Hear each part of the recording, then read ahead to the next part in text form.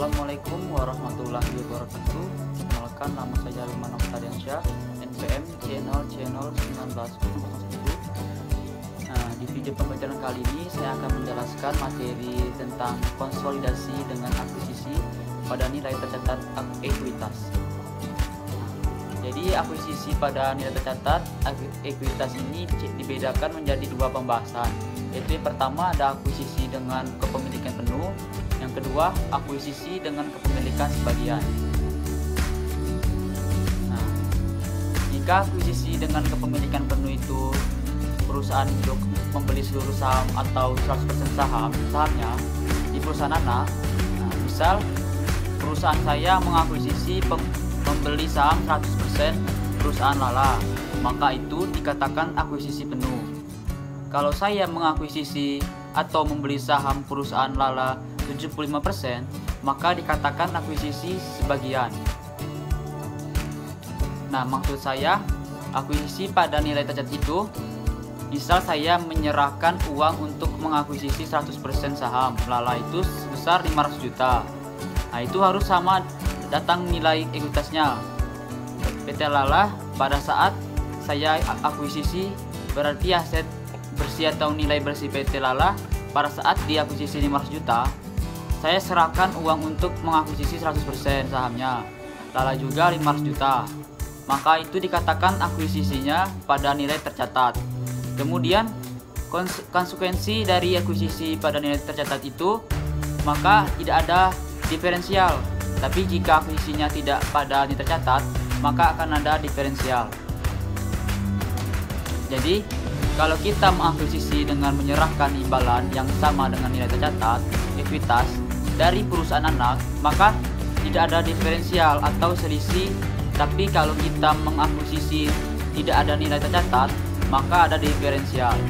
Itu ada contoh akuisisi tidak pada nilai tercatat. Saya membayar dengan menyerahkan uang 700 juta untuk mengakuisisi 100% sahamnya PT Lala, yang nilai ekuitas dari PT Lala itu ada 500 juta.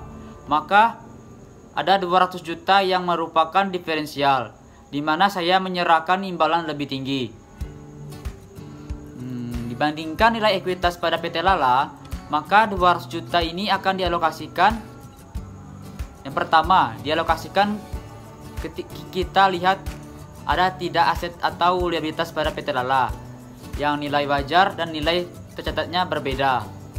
Kalau seandainya tidak ada semua aset dan liabilitas PT Lala pada saat akuisisi, antara nilai wajar dan nilai tercatat sama nilainya, maka diferensial yang 200 juta tadi semuanya adalah goodwill. Nah, kemudian yang disusun laporan keuangan konsolidasi itu ada dua. Yang pertama, dalam menyusun laporan keuangan konsolidasian sesaat setelah akuisisi.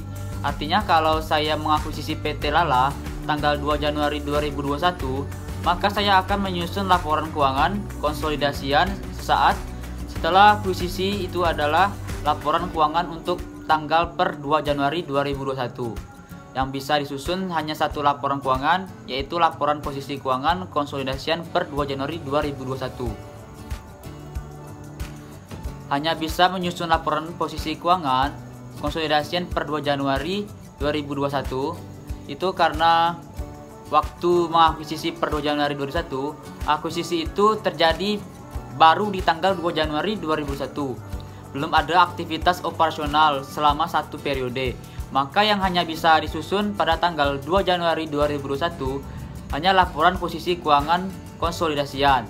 Tapi pada saat 31 Desember 2021, ketika mau menyusun laporan keuangan saat tanggal laporan keuangan yang berakhir 31 Desember 2021, maka kita akan menyusun laporan keuangan lengkap, yaitu laporan laba rugi dan penghasilan komprehensif konsolidasian lainnya, dan laporan perubahan ekuitas konsolidasian laporan posisi keuangan konsolidasian laporan arus kas konsolidasian sampai dengan catatan kas laporan keuangan. Itu di tanggal 31 Desember 2001 disebut dengan laporan keuangan konsolidasian setelah periode akuisisi. Nah, PSAK yang mengatur tentang penyusunan laporan keuangan konsolidasian yaitu PSAK 65. Dikatakan punya pengendalian itu syaratnya bahwa investor punya hak untuk mengendalikan manajemen bisnis. Jadi, akuisisi ini yang diakuisisi adalah bisnisnya, bukan aset tertentu. Yang diakuisisi jadi kalau dalam kombinasi bisnis, yang diakuisisi itu adalah perusahaan atau bisnis yang diambil alih, pengendaliannya diambil alih oleh pusat induk. Jadi, induk bisa mengendalikan dari perusahaan yang diakuisisi meskipun tidak sampai 100%, sekalipun asal lebih. Dari 50%, maka kita dikatakan pemegang pengendalian atau kita disebut sebagai perusahaan induk. Ya, dikatakan punya hak pengendalian itu menurut PSAK 65 yaitu investor mengendalikan investor. Nah, investor itu tempat investor menginvestasikan dananya, atau kalau dalam bahasa lain investasi itu adalah perusahaan yang sahamnya dibeli oleh investor. Maka di situ bahwa investor mengendalikan infeksi ketika investor terekspos, yaitu atau memiliki hak atas imbal hasil variabel dari keterlibatannya mempengaruhi imbal hasil tersebut melalui kekuasaan atas investor. Nah, ketika menyusun laporan keuangan konsolidasian, maka ada proses atau tahapan dalam menyusunan laporan keuangan konsolidasi. Salah satunya adalah dengan membuat jurnal eliminasi.